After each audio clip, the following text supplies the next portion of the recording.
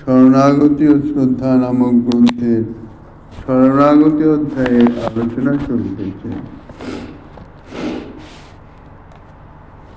পূজ্যপাদ কবিরাজ গোস্বামী পাদ তার চৈতন্য চৈতামিতে এই কথা বলেছেন, ভ্রমিতে ভ্রমিতে কোনো ভাগ্যবান জীব গুরুকৃষ্ণ প্রসাদে পায় ভক্তিলতা বীজ। এই মায়াময় সংসারে অসংখ্য জীবের মধ্যে একমাত্র ভাগ্যবান জীবই ভক্তিমান হয়ে শ্রীহরির চরণ ভজনা করেন। গৌড়ীয় বৈষ্ণবাচার্য শ্রীমদ রূপ গোস্বামী পাদ ভগবত ভক্তিতে অধিকার বিচার করে সেই প্রসঙ্গে একটি শ্লোকে অধিকারী বলতে অতি ভাগ্যবান জীবকেই নির্দেশ করেছেন। কেনাপ প্রতিভাগ্যেন জাত শ্রদ্ধ সেবনে নাতিশক্ত ন বৈরাগ্যতা বৈরাগ্য ভাগশ্যাম অধিকার্য সৌ। যদি কোনো ব্যক্তি অতি ভাগ্য ফলে এই শ্রীকৃষ্ণের সেবায় অর্থাৎ ভক্তিমার্গে শ্রদ্ধাবান হয়ে বিষয়ে অধিকতর আসক্ত না হয়ে দেহদৈহিক বিষয়ে কিঞ্চিত মাত্র বিমুখ হয়েছেন, অর্থাৎ ভোগ্য বিষয়ের প্রতি অতিশয় আসক্তি নাই, এইরূপ ব্যক্তি সাধন ভক্তিতে অধিকারী। কেনাপ্যতি ভাগ্যেন, শ্রীরূপ গোস্বামীপাদ বলছেন যে কোনো অতি ভাগ্যবশত অর্থাৎ যাহার ভাগ্য ভগবানের যাহার সুদৃঢ় বিশ্বাস হয় তিনি হইতেছেন ভক্তিতে অধিকারী। শুধুমাত্র ভক্তি অঙ্গ যাজন করলেই যে তিনি ভক্ত হলেন তা নয়, আগে তাহার পরিচয় তিনি ভক্তিতে অধিকারী কি না। যদি ভক্তি সাধনের অধিকারী হন তবেই তিনি ভক্তি সাধন করলে ভক্তির ফল যে প্রেম, সেই প্রেম প্রাপ্ত হতে পারেন।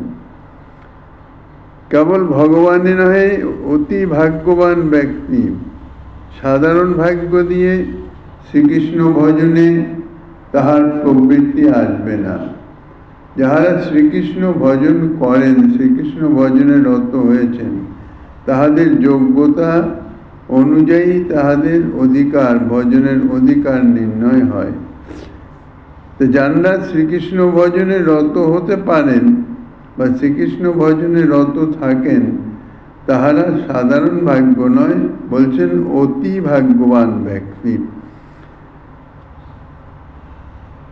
আমাদের জিজ্ঞাসায় শ্রী কবিরাজ গোস্বামী পাদ বলছেন, শ্রীরূপপাদ লিখিত অতি ভাগ্য, কবিরাজ গোস্বামী পাদেরও সেই ভাগ্য। এই যে ভাগ্য বা অতি ভাগ্য, এই বস্তুটি কি? তাই আচার্য শ্রীমৎ জীব গোস্বামী চরণ এই শ্লোকের টিকাতে লিখেছেন, অতি ভাগ্যেন মহৎ সঙ্গাদি জাত সংস্কার বিশেষেন। মহতের সঙ্গ থেকে উৎপন্ন সংস্কার বিশেষ, মহতের সঙ্গের প্রভাবে তাহার যে অনাদি জন্ম সঞ্চিত যে সংস্কার, সেই সংস্কারের যে পরিবর্তন হয়, অর্থাৎ মায়ামুখী ভোগমুখী যে মানসিক প্রবৃত্তি তাহা ভগবতমুখী উন্মুখ হয় যে মহৎ সঙ্গের প্রভাবে, সেই মহৎ সঙ্গের প্রভাবে উৎপন্ন এই যে সংস্কার, বিশেষ সংস্কার, ভগবত ভজনের যে সংস্কার, যাহা মহৎ সঙ্গের ফলে জাত হয় অর্থাৎ তাহার চিত্তে প্রকাশিত হয়, সেই সংস্কার হইতেছে অতি ভাগ্য।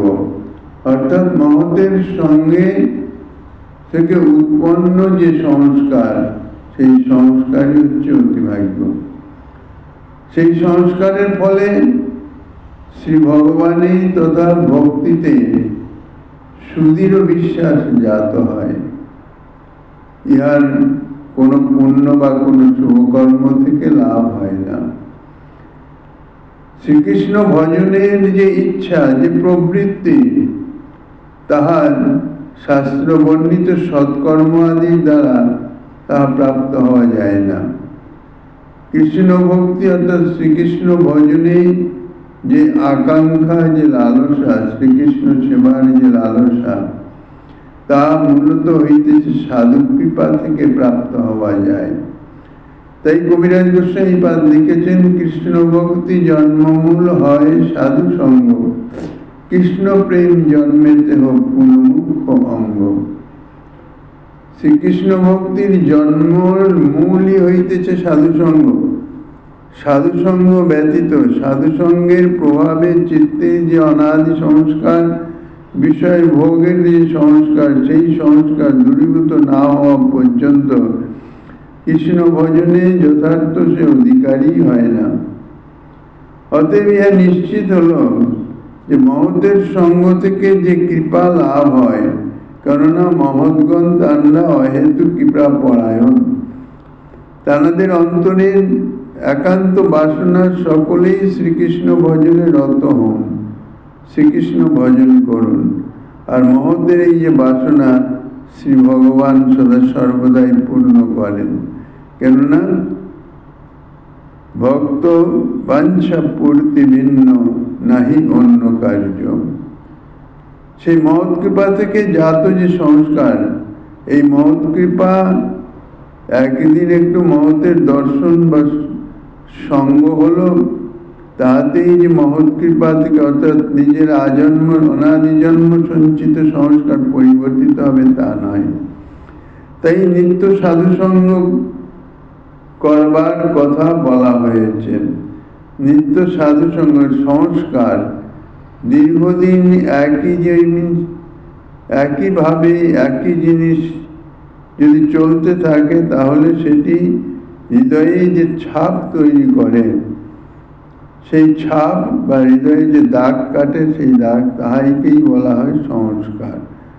তো সাধুসঙ্গ থেকে মহৎ কৃপা, সাধুসঙ্গের প্রভাবে সাধুর যে কৃপা প্রাপ্ত হয়ে তাহার যে সংস্কার, আজন্ম সংস্কার পরিবর্তিত হয়ে যে নতুন সংস্কার নির্মিত হয়, তা হইতেই ভক্তিতে স্বাভাবিকভাবে সুদৃঢ় বিশ্বাস জাত হয়। কিন্তু মায়ামুগ্ধ জীবের ভাগ্যে তাহা অতীব দুর্লভ এবং দুর্ঘট ব্যাপার। এক তো তাদৃশ সাধুই মেলা অত্যন্ত দুর্লভ, দ্বিতীয়ত সাধু প্রাপ্ত হলেই যে সাধুর সঙ্গ বা সাধুর প্রতি যে শ্রদ্ধা ভক্তি, যার থেকে সাধুর কৃপা প্রাপ্ত হওয়া যায়, তাহাও অত্যন্ত দুর্লভ ও দুর্ঘট ব্যাপার। প্রথমত ভাগবত পরমহংস মহৎগণকে চিনবার কোনো উপায় নেই। তাঁরা অতি সাধারণ, যেহেতু তাহাদের গতিবিধি সম্পূর্ণ স্বতন্ত্র, তাঁরা লোকচক্ষুর অন্তরালে থাকতেই বিশেষ ভালোবাসেন। নিজেকে তাহারা জাহির করতে চান না, প্রচার করতে চান না। তাহারা জাগতিক কোনো বিধিনিষেধের অধীনও নহেন। তাহাদের গমন পথে যম পর্যন্ত বিহিত হয় এবং কাল সরে যায়, সরে গিয়ে কাল পথ করে দেয়। এই জন্যে সাধারণ জীবের পরমায়ু নির্দিষ্ট থাকে, কিন্তু শ্রীকৃষ্ণ ভজনশীল যিনি শ্রীকৃষ্ণ ভজনে রত থাকেন, তাহাদের পরমায়ু কিন্তু নির্দিষ্ট নহে। ভজনের প্রভাবে তাহাদের পরমায়ু বর্ধিত হতে থাকে। যতদিন তিনি জগতে থেকে, ধরাধামে থেকে ভগবত ভজনে রত হয়ে থাকতে চান, শ্রী ভগবান তাহার সেই বাসনা পূরণ করেন। তাহাদের গমন পথে এই জন্যে বলছেন যম পর্যন্ত বিহিত হয়। কাল সরে গিয়ে পথ ছেড়ে দেয়। যে কালের করাল কবলে সমস্ত কিছুই কালের অধীনস্থ হয়ে অবস্থান করে, কিন্তু তাদৃশ মহৎ তাঁরা কালের অধীন নহেন, তাঁরা কালাতীত। তাহাদের যে স্বতন্ত্র, সেই স্বতন্ত্রতা সম্বন্ধে শ্রী সুখদেব গোস্বামী পাদ শ্রীমদ্ ভাগবতের দশম স্কন্ধে বলেছেন, যৎপাদ পঙ্কজ পরাগ নিষেব তৃপ্তা যোগ প্রভাব বিদ্যুতাখিল কর্মবন্ধা শৈরং চরন্তি মুনয় পিননাচ্য মানব। অর্থাৎ হে মহারাজ, ভগবানের শ্রীপাদ পদ্ম মধু আস্বাদনে পরিতৃপ্ত ভক্তগণ ভক্তির প্রভাবে নিখিল কর্মবন্ধন থেকে মুক্ত হয়ে অব্যাহত গতিতে জগতে সর্বত্র স্বাধীনভাবে বিচরণ করেন। ভগবানের শ্রীপাদ পদ্ম মধু, যাহারা একমাত্র শ্রী ভগবানের ভজনেই রত হয়ে ভজনেই তৃপ্ত, তাহাদের অন্য কোনো বাসনার লেশাভাস নাই। ভগবত ভজন ব্যতীত, ভগবত পিত্তার্থে ভগবত সেবা ব্যতীত অন্য কোনো বাসনার লেশাভাস নাই। সেই সমস্ত যে ভক্তগণ, তাহাদের কোনো কর্মবন্ধন থাকে না। এই কর্মবন্ধনেই জীব এই জগতে পুনরূপী জননম পুনরূপী মরণম, সেই যে কর্মবন্ধন, সেই কর্মবন্ধন থেকে তাদৃশ মহৎগণ তাঁরা মুক্ত। কাজেই তাঁরা মুক্ত হয়ে অব্যাহত গতিতে জগতে সর্বত্র বিচরণ করিতে পারেন, স্বাধীনভাবে বিচরণ করেন, কাল তাহাদের স্পর্শও করে না। সুতরাং তাহাদের স্বতন্ত্র আচরণের জন্যই মায়ামুগ্ধ জীব কোনো প্রকারেই তাহাদিগের মহত্বকে বুঝতে পারেন না। মহৎ চেনা অত্যন্ত দুর্লভ বস্তু। মহৎ অতি সাধারণভাবে এমনভাবে নিজেদের মহত্বকে, নিজেদের ভক্তিকে এমন সংগোপনে রাখেন যে তাহাদের বাহ্যিক চরিত্র দেখে অনুভবই করা যাবে না যে এরা এতাদৃশ মহৎ।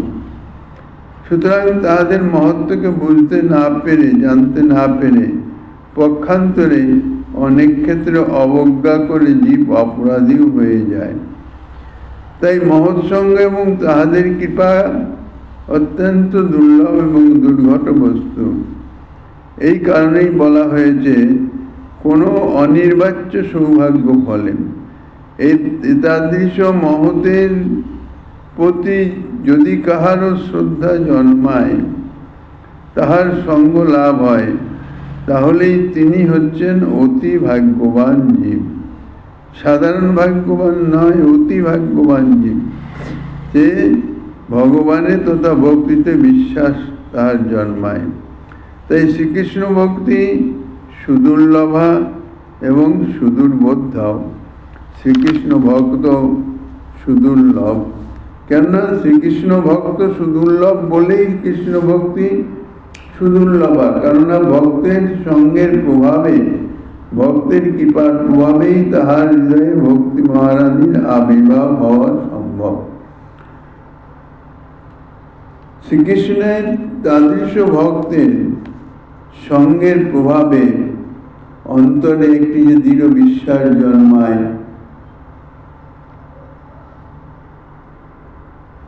যে শ্রদ্ধা জন্মায়, যে শ্রদ্ধা থেকে ভগবত ভজনের ভজন ক্রিয়া শুরু হয়। শ্রীরূপ গোস্বামীপাদ তাই প্রথমেই বলেছেন আদৌ শ্রদ্ধা তত সাধু সঙ্গ। এই যে শ্রদ্ধা, শ্রদ্ধা শ্রদ্ধা শব্দেই বিশ্বাস কহে সুদৃঢ় নিশ্চয়, কৃষ্ণ ভক্তি করিলে সর্বকর্মকৃত হয়। তাদৃশ মহতের সঙ্গের প্রভাবে, অর্থাৎ তাদৃশ মহতের যে দিব্য দর্শন, সেই দিব্য দর্শন, আর দিব্য দর্শনেই অতীব দুর্লভ। কেননা মহৎকে মহৎ বলে যদি অনুভব না করা যায়, তাহলে তার দর্শনই হলো না। সাধারণ এক মনুষ্যকে দর্শন যেমন, সেই রকমই দর্শন হবে। মহৎকে দেখে মহৎ বলে হৃদয়ে অনুভূত যদি হয়, তাহলে এই মহৎ দর্শনের যে ফল, মহৎ দর্শনে যায় মনের ময়লা। মনের যে অনাদি জন্ম সঞ্চিত যে ময়লা, অর্থাৎ কামনা, কলুষতা, ভোগ বাসনা, তাহা তাদৃশ মহতের দর্শন মাত্রই তাহা দূরীভূত হয়ে যায়। তো এই যে মহৎ দর্শনে যায় মনের ময়লা, মনের কলুষতা, ইহা মহৎকে যদি মহৎ বলে অনুভব করে অনুভব জাতীয় দর্শন হয়, তাহলেই তা হবে। তাহলে এমনি সাধারণভাবে পথ চলতে আমরা বহু মহতের দর্শন আমাদের হয়ে যায়, কিন্তু তার নাম মহৎ তা আমরা জানি না, বুঝি না। এই জন্য মহৎ দর্শনের যে যথার্থ ফল তাহাও আমরা প্রাপ্ত হতে পারি না। মহৎ তাদৃশ দর্শন অর্থাৎ মহতের মহৎ অনুভবে যদি দর্শন হয়, দেবর্ষি নারদ ভজনের অতি উত্তম, তাঁর শিষ্য তাঁরা সকলেই ভগবত প্রাপ্ত।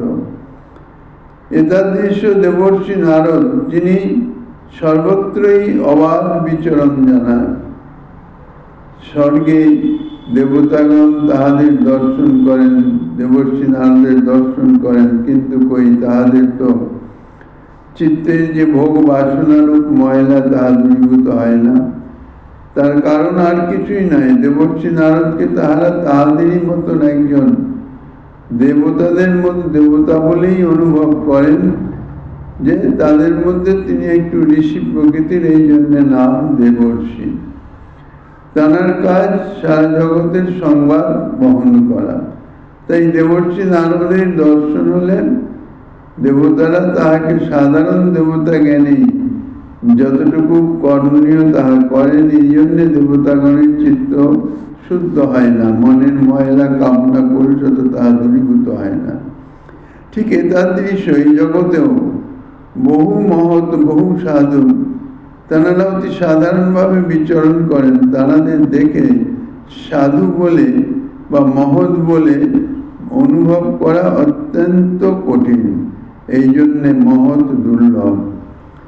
মহৎ সুদুর্লভ বলা হয়েছে এই কারণে যে মহতেরকে মহৎ বুদ্ধিজাত হওয়া ইহাই হইতেছে সুদুর্লভ। যদি কারো সেই সৌভাগ্য হয়, তাহলে সঙ্গে তাহার সঙ্গের প্রভাবে অর্থাৎ তাহার দর্শনেই চিত্তের যে অনাদি জন্মের কামনা কলুষতা তাহা দূরীভূত হয়ে যায়। দর্শন মানে সাধারণ দর্শন নয়, মহৎকে মহৎ রূপে দর্শনে। মহৎ রূপে দর্শন যদি না হয়, তাহলে সেই কার্যের সে ফল প্রদান করবে না। কেননা অপরাধ এসে উপস্থিত হয়। বস্তু শক্তি অবশ্যই ক্রিয়া করা উচিত। মহৎ, আমি মহৎ বলে তাকে চিনি বা না চিনি, বুঝি বা না বুঝি, তার যে মহতের মহত্ব তাহা অবশ্যই ক্রিয়া করা উচিত। কিন্তু এক্ষেত্রে ক্রিয়া করে না কেন? মহতের যে মর্যাদা, সে মর্যাদা দানে অসমর্থতায়। বস্তুগত মর্যাদা যদি না দেওয়া হয়, তাহলে সেখানে অপরাধ এসে যায়। সেই অপরাধ এসে আবরণ করে দেয় মহৎ দর্শনের যে প্রকৃত ফল, সেই ফল প্রাপ্ত হতে পারে না। মহৎ দর্শনের যে মুখ্য ফল চিত্তশুদ্ধি। যখন তার মহতের প্রতি যে শ্রদ্ধা, সেই শ্রদ্ধা অর্থাৎ একটি বিশ্বাস, সুদৃঢ় এবং নিশ্চয়াত্মিকা বিশ্বাস যে শ্রীকৃষ্ণ ভজন করলে সর্বকর্ম কৃত হয়। শ্রীকৃষ্ণ ভজন করলে কোনো কর্তব্য কর্ম বাকি থাকে না, বা কোনো কর্তব্য কর্ম অকরণে কোনো প্রত্যাবায় হয় না। শ্রীকৃষ্ণ ভজনেই সর্বসাধ্যসার।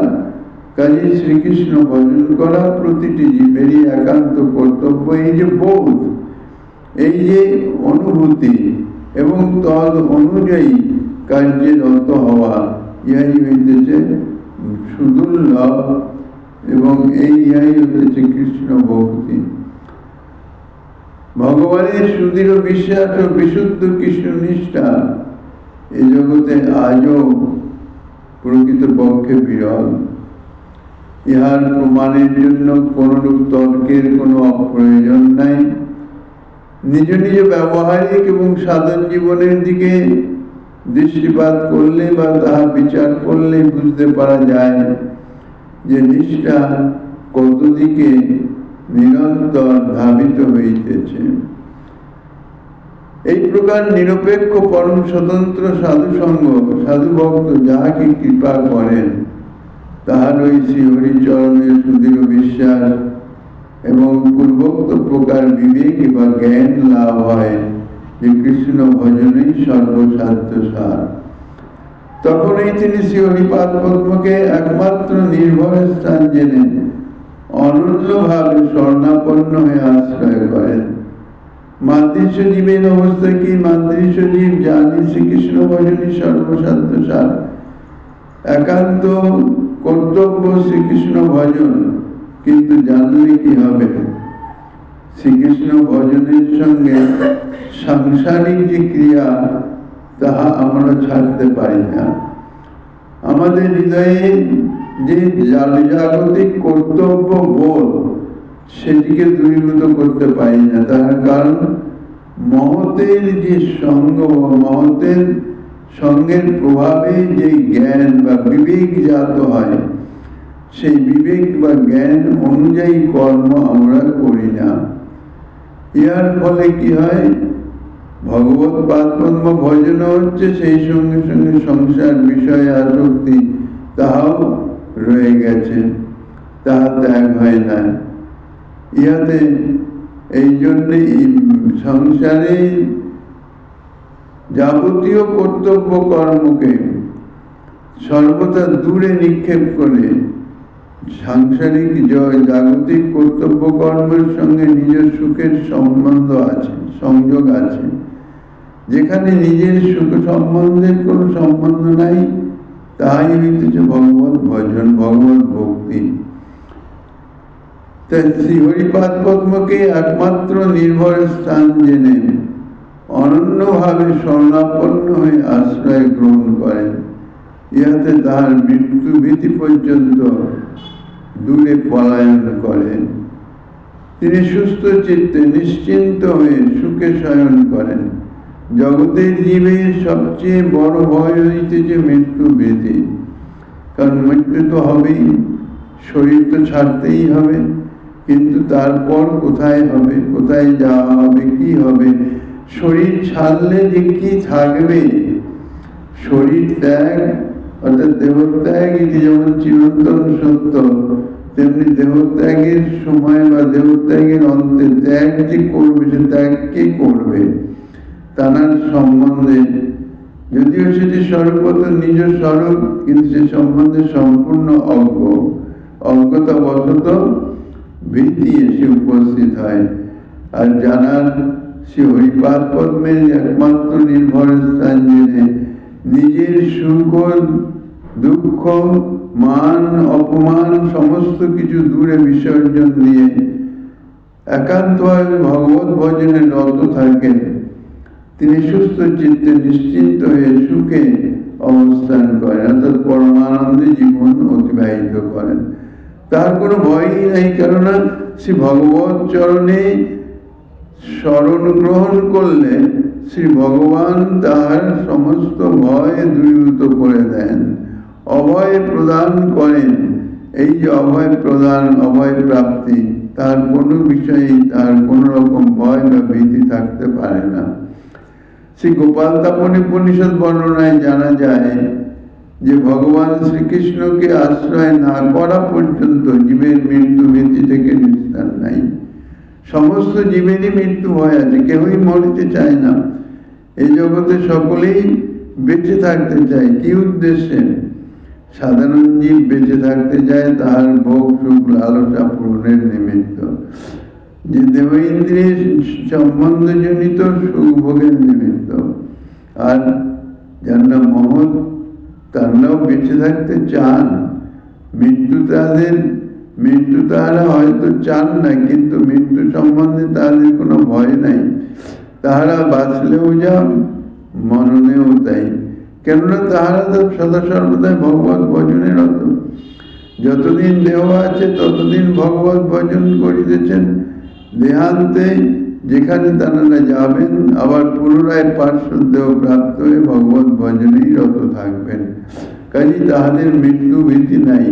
কিন্তু যাহারা ভগবত ভজনে রত নহেন, একান্তভাবে ভগবত ভজনে রত না হয়, শুধু এই লোক দেখানো বা কোনো নিয়মের বশীভূত হয়ে ভগবত ভজন, তাহা নয়। আন্তরিক প্রীতি সহকারে ভগবত ভজন, এই দৃঢ় বিশ্বাস নিয়ে যে এই ভগবত ভজনই আমার একান্ত কর্তব্য এবং এই ভগবত ভজনই আমার সার বস্তু, আর যা কর্তব্য জাগতিক তার কোনো কর্তব্যই নয়। তারা সুস্থ চিত্তে নিশ্চিন্ত হয়ে সুখে ভগবত ভজনে রত থাকেন, পরমানন্দে জীবন অতিবাহিত করেন। তাদের গোপাল তাপনী উপনিষদের বর্ণনায় জানা যায় যে মৃত্যু ভয় থেকে কাহার নিস্তার নেই, সকলেই মৃত্যু ভয়ে ভীত। ব্রহ্মার মানসপুত্র সনকাদি চতুর্শন একসময় পিতা ব্রহ্মাকে জিজ্ঞাসা করেছিলেন, হে পিতা, জগতের সমস্ত প্রাণী সকল মৃত্যু ভয়ে ভীত সন্ত্রস্ত, কিন্তু মৃত্যু নিজে কাহার নিকট হইতে ভীত হয়? কস্মান মৃত্যু বিভেতি, সকলেই মৃত্যু ভয়ে ভীত, তাহলে মৃত্যু কার ভয়ে ভীত হন? তার উত্তরে ব্রহ্মা বলেছেন, গোবিন্দান মৃত্যু বিভেতি, ভগবান শ্রী গোবিন্দ হইতে মৃত্যু ভীত হয়। অর্থাৎ যেখানে শ্রী গোবিন্দের সম্বন্ধ আছে তাহার ধারের কাছেও মৃত্যু বসতে পারে না, যেতে পারে না। সুতরাং ভগবত আশ্রয় ব্যতীত কেহ নির্ভয়তাকে লাভ করতে পারে না। সকল অবস্থায় ভীতিশূন্য হয়ে নির্ভয়ে স্বচ্ছন্দে বিচরণ করা, এটা কেবলমাত্র শ্রী ভগবত আশ্রয়ই সম্ভব। যারা শ্রী ভগবানের একান্তভাবে শরণ গ্রহণ করছেন, আশ্রয় নিয়েছেন, এমনকি মহাবিপদগ্রস্ত অবস্থায় প্রাণ সংকটকালেও যদি ভগবানের শরণাপন্ন হওয়া যায়, অবশ্যই তিনি ভগবান কর্তৃক রক্ষিত হয়ে থাকেন। শ্রীমদ্ ভাগবতে গজেন্দ্র উপাখ্যানে তার স্পষ্ট প্রমাণ দেখতে পাওয়া যায়। শ্রীমদ্ ভাগবতের বর্ণনায় জানা যায়, ক্ষীরসাগরে পরিবেষ্টিত ত্রিকুট পর্বতের পাদদেশে এক বিশাল সরোবর। এক মহাবলশালী হস্তি জলপান করতে গিয়ে যখন সহসা কোনো মহাবলবান কুম্ভীর কর্তৃক আক্রান্ত হন, নিজেকে কোনো ক্রমেই মুক্ত করতে পারলেন না। প্রথম তো তাহার সহস্র সঙ্গী তাহাকে সাহায্য করেছিল, কিন্তু কিছুতেই যখন তাহাকে কুম্ভীরের কবল থেকে মুক্ত করতে সক্ষম হলেন না, তখন ধীরে ধীরে তাহারা সকলেই চলে গেলেন। কারণ প্রত্যেকের যার যার নিজের ভোজন ইত্যাদি সমস্ত কিছু বিষয় আছে। এই মকর আক্রান্ত হস্তির সঙ্গে থেকে তাহাদের জীবন তো নষ্ট করতে পারেন না। এই জগতের সম্বন্ধ সেই রকম।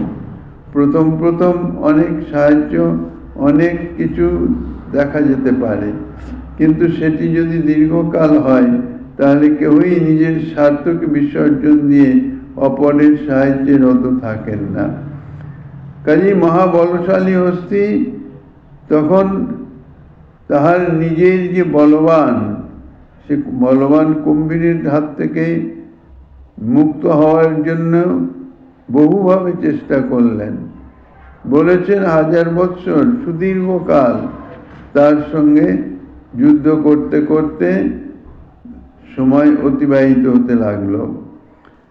গজেন্দ্রের দেহ ধীরে ধীরে শিথিল হয়ে গেল, শক্তি কম হতে লাগলো। যতই শক্তি কম হতে লাগলো, মকর ততই তাকে জলের দিকে আকর্ষণ করে দিতে লাগলো। শেষমেশ কি অবস্থা হলো যে নিজের শুধুমাত্র সুরটুকুই জল থেকে উপরে রয়েছে, বাকি সবই জলের মধ্যে চলে গেছে, বাঁচবার আর কোনো উপায় নাই। আসন্ন মৃত্যু তখন কিভাবে নিজের রক্ষা হয়, তখন সেই সময় নিজের রক্ষা বিষয়ে বহুক্ষণ চিন্তা করতে করতে পূর্বজন্মের কৃত যে সুকৃতি হরিভজন, সেই হরিভজন কখনো কাহারও নষ্ট হয় না, সঞ্চিত থাকে। সেই পূর্বজন্মকৃত হরিভজনের যে সুকৃতি, সেই প্রভাব তাহার হৃদয়ে জেগে উঠল এবং এক বিচার উত্থিত হলো, আমি বিধাতা নির্মিত এই কালপাশ স্বরূপ কুম্ভীরা দ্বারা গ্রস্ত হয়ে বদ্ধ হয়েছি। এই সংসারে সকলেই মৃত্যুর অধীন, তাই আমি ব্রহ্মাদি দেবগণের যে নির্ভর আশ্রয় সেই পরমেশ্বরের শরণাগত হই। এই যে বুদ্ধি, এই সুকৃতি পূর্ব জন্মের যে ভজন, সেই ভজনের ফলে এই সুকৃতি তার যথাসময়ে হৃদয়ে জাগরিত হয় এবং তখন ভগবান শ্রী বিষ্ণুর স্মরণ আসে। এই যে অনির্বচনীয় ঈশ্বর প্রচণ্ড বেগে প্রাণীগণের প্রতি ধাবমান এবং অতি বলবান অন্তক্রূপ মৃত্যু সর্প ভীত শরণাগত ব্যক্তিকে রক্ষা করেন এবং যাহার ভয়ে মৃত্যু দ্রুত গতিতে পলায়ন করেন, আমি সেই শ্রীহরিরই শরণাপন্ন হলাম। গায়েন পাশেন বিধাতুরাবৃতয়পঞ্চ তং ইয়ামি পরম পরায়ণম ইয়ঃ কশ্চনেশ বলিনে অন্তঃকোরগাৎ প্রচণ্ড বেগাৎ অভিধাবত বৃষম ভীতং প্রপন্নং পরিপাতি যৎ ভয়ান মৃত্যু প্রধাবত্তরনন্তমীমহি। গজেন্দ্র এই প্রকার নিশ্চয় করলেন। পূর্বজন্মেও কৃত এক স্তোত্র দ্বারা ভগবানের স্তব করে ভগবান সেই সাক্ষাৎ ভগবান শ্রীহরি কর্তৃক তিনি রক্ষিত হয়েছিলেন। ভগবান শ্রীহরি চক্র দ্বারা কুম্ভীরকে ছেদন করে গজেন্দ্রকে কিভাবে রক্ষা করেছিলেন তার বিস্তৃত বিবরণ শ্রীমদ্ ভাগবতেই বর্ণিত আছে। এই গজেন্দ্র, এখন প্রশ্ন হতে পারে, জগতে তো অনেকই রয়েছে, মনুষ্য থেকে পশুদের বুদ্ধিবৃত্তি চৈতন্য শক্তি অত্যন্ত কম থাকে, কম প্রকাশিত। তো গজেন্দ্রের এই জাতীয় সুকৃতি অর্থাৎ এই জাতীয় সদ্বুদ্ধির জাত হলো কি করে? মৃত্যুর সময় ভগবত স্মরণ কি করে এলো? তার উত্তরে জানা যায় যে এই গজেন্দ্র পূর্বজন্মে ইন্দ্রদুম্ন নামক রাজা ছিলেন, ভক্ত রাজা ছিলেন। কোন এক মহৎ অপরাধের ফলে তার এই গজেন্দ্র জন্ম লাভ হয়। এখানে বক্তব্যের বিষয় হচ্ছে এই গজেন্দ্র নিশ্চিত মৃত্যুর কবল থেকে সুরক্ষিত হয়েছিল। কি করে? শুধুমাত্র শ্রীহরির স্মরণে, ভগবত স্মরণে, ভগবত আহ্বানে, শ্রীহরির অভয়চরণে শরণাগত হয়ে তাহাকে সর্বতভাবে আশ্রয় করে। আর অন্য কোনো উপায় নাই। যখন কোনো উপায় না থাকে তখন সেই উপায়, একমাত্রই উপায় ভগবত স্মরণ, ভগবত ভজন। সেটিও সিদ্ধ হয় না তা নয়, যেন তেন প্রকারেণ ভগবানে স্মরণ গ্রহণ করলেই তার ফল প্রাপ্ত হওয়া যায়। কিন্তু বিশেষ অবস্থায় অর্থাৎ অন্য কোনো উপায় না দেখে ভগবত আশ্রয় করা আর যখন স্বাভাবিক অবস্থায় ভগবত আশ্রয় করা, তার মধ্যে একটু তফাৎ তো আছে। সুতরাং ভাগবতের এই বর্ণনা স্পষ্ট, এই যে ভগবান শ্রীহরি ব্যতীত জীবকে কেহই যথার্থ অভয় দান করতে পারেন না।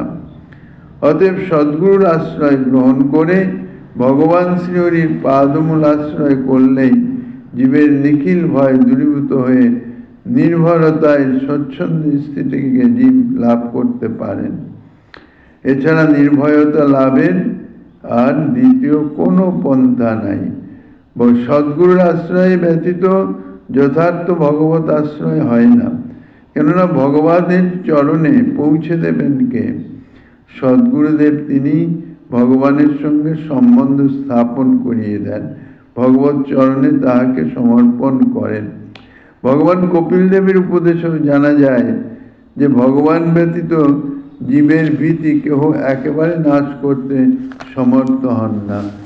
ভগবান কপিল দেব শ্রীমদ্ ভাগবতে বর্ণিত আছে, জননী দেবহূতিকে ভগবান বলছেন, নান্যত্র মত ভগবত প্রধান পুরুষেশ্বরাৎ আত্মন সর্বভূতাত্মনাং ভয়ং তীব্রং নিবর্ততে মদ্ভয়াৎ বাতি বাত অয়ং সূর্যন্ত পোতি মদ্ভয়াৎ ববতীন্দ্রৌ দহত্যগ্নিম মৃত্যুশ্চরতি মদ্ভয়াৎ জ্ঞান বৈরাগ্য যুক্তেন ভক্তি যোগেন যোগিনঃ ক্ষেমায় পাদ মূলং মে প্রবিশন্ত অভূত ভয়ম।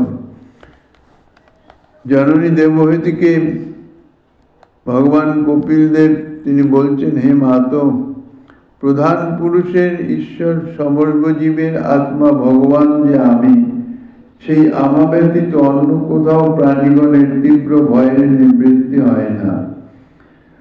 কেননা এই জগতের পালনকর্তা আমি। আমার ভয়েই এই জগতে বায়ু যথা নিয়মে প্রবাহিত হয়, আমার ভয়ে সূর্য যথা নিয়মে উদিত হয়, উত্তাপ প্রদান করে, ইন্দ্র বায়ু বর্ষণ করে, অগ্নি দগ্ধ করিতেছে, দুর্জয় মৃত্যু আমার ভয়েই জগতে বিচরণ করে। আমার ভয়েই এই জগৎ সুশৃঙ্খল ভাবে যাহা পরিচালিত হইতেছে। আমার একান্ত ভক্তগণ জ্ঞান বৈরাগ্য যুক্ত ভক্তি যোগের দ্বারা সর্বদা নির্ভর হয়ে আমার অকুত ভয় পাদমূল লাভ করে থাকেন। কপিল দেবের উক্তিতে পরিষ্কার ভাবেই জানা যায় যে এ জগতে দেব দেবীগণ নিখিল জীব সমষ্টি তথা প্রতিটি বস্তুই ভগবানের অধীন। সুতরাং ভগবানের পাদমূল ব্যতীত এমন কেহ নাই, কিংবা এরূপ কোনো বস্তু নাই যে তাহার আশ্রয় লাভ করে জীব নির্ভয় হতে পারে। এ সম্বন্ধে শ্রীজীব গোস্বামীচরণ তিনি বলেছেন, অনন্য শরণাগতি দুই প্রকার।